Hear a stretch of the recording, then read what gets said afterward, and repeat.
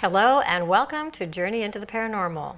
I'm your host, Catherine Noble. Thank you for joining me. Today we're going to play with cards. Doesn't it sound like fun? But it's a very special deck of cards.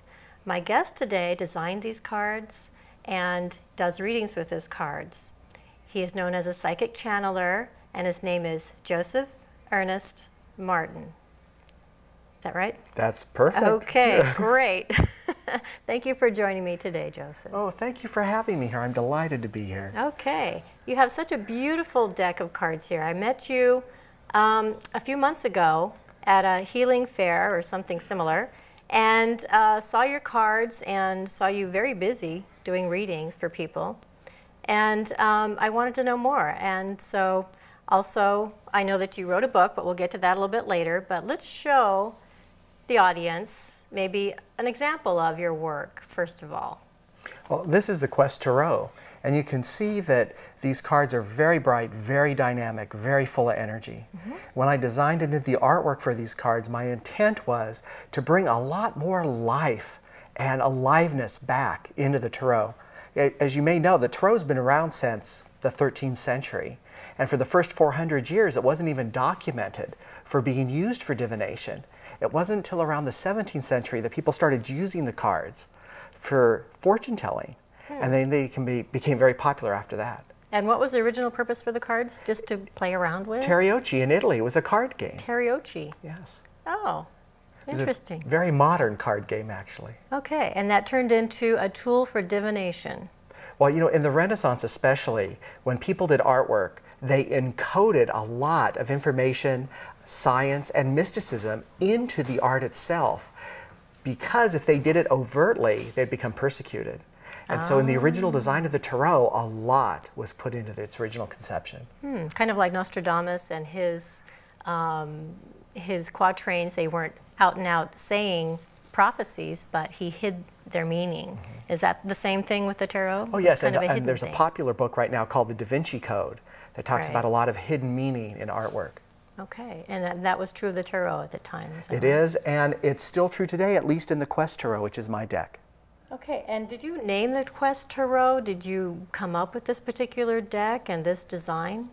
Well, you know, I like to jokingly say I kind of started designing this deck by virtue of having a big mouth. I had talked to an author and said, you know, I've always wanted to design a Tarot deck. And she said, well, what's stopping you? And you know, that question really hooked me. And I thought, well, you know, I think I'm stopping me. So she challenged me to design a card in 2 weeks, which I did, which was the Ace of Stones, my first card. Ace of Stones. Do we have that one here? Well, you know, we might actually. It's, whoops. It's okay. We have the Ace of Stones. So this is the Ace of Stones. Is this the card you designed at the time? This is the first card I ever designed. And once I designed it, I will tell you that I never planned any design I did for any card. I sat down, I relaxed, and then I started work on the art, on what I felt that card meant. And this is after doing readings for a long time. So you had an idea of what the card was. I mean, is there such a card as the Ace of Stones in every tarot deck? In other decks, it might be known as the Ace of Pentacles or the Ace of Coins. Okay. So you had a certain type of card in mind, and this design came to you. Oh, absolutely. And as it worked out, you know, I love doing work where it channels through me, because as it turns out, the original design of this card never changed.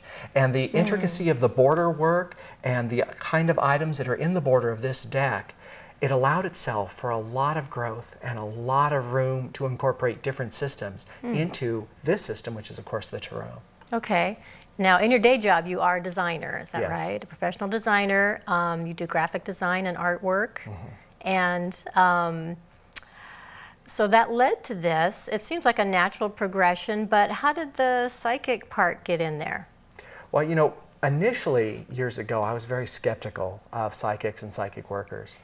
And then I had a reading by a woman, Clarice Connor, and it was a really profound reading for me. And when I became friends with her after that reading, I got to see things firsthand that I could not explain. Then there's something else going on in the world than what everyone believes is going on. Years later, I had an experience where, right before I moved to Oakland, actually, about 11 years ago, where as I was getting ready to turn, if you'll believe, at a gas station light, left into a gas station, the arrow turned green for me to turn. And in my car, just as clear as you hear my voice right now, I heard a voice, and it said, "He doesn't see you." When I heard that voice, I looked up into the intersection, and coming towards me was a fully loaded lumber truck. Well, of course, I didn't move at all. And the cars behind me were honking. They wanted me to turn on my arrow. I wasn't about to do anything. That lumber truck ran the intersection. Had I had turned, that truck would have, would have hit me, and I would have been hurt. When I turned to the gas station after the lumber truck had passed, instead of feeling afraid or manic, I had the most profound and overwhelming sense of peace and bliss I have ever had in my whole life. There aren't even words to describe what I felt that day. After that event, I noticed that when I did readings with the cards, the accuracy of the readings had shot way up. And I think it's because I had an experience I absolutely could not deny happened to me.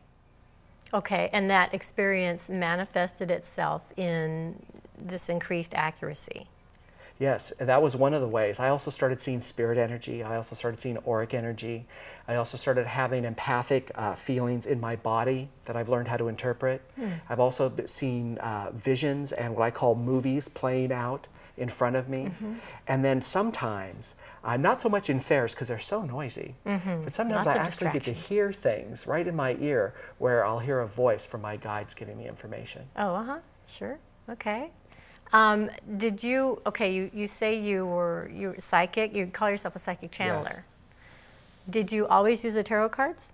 Or did you do readings before the tarot cards? I'm a really visual person. I've always been that way. Being an artist, of course, very visual. And so for me, the tarot was a natural medium, a natural transition to access that psychic energy and information that exists for all of us because it's so visual. Right. Well, speaking of visuals, let's take a look at another card. Can we see another? Sure. Explain to us what this one is. Well, in traditional tarot, certain cards like Father of Wands, as you see here, the picture of the person in the card would represent a exact person. For instance, like someone with blonde hair and blue eyes. And that's traditionally how you're supposed to interpret that card. I wanted to try to get away from such a strong ethnic visual bias in the cards. So I chose figures that were very golden or very luminous for the most part in the deck. There are some human figures in the deck. And then, for instance, incorporated in the border art of this card are ways to see different eye color ranges, like from green eyes to blue eyes. They look like eyes. And from hazel light brown hair to blonde hair. And then also, this is a yes-no feature, which actually doesn't exist in other tarot decks either. Yes-no, like on a Ouija board, yes-no? Well, like if you're just getting started with a tarot deck, some people get daunted and they think, oh my goodness, I've got to learn 80 cards, both face up and reversed. Well, with the yes-no feature, it's a way to dive right in and get a yes-no answer to a question without having to learn a larger system. I see. So you mentioned the position of the cards having different meanings. So if a card comes up upside down, that means, does that mean the opposite of what it would mean right side up? Well, that's really a great question because often when a card is reversed, it does mean the opposite. Sometimes certain cards, when reversed, actually do not mean the opposite. For instance, the star card in the tarot is such a positive card of hope for the future that even reversed, it doesn't mean the opposite of hope. It means hope still exists for the future. It's just harder to see. I see. So that's the hardest part about learning.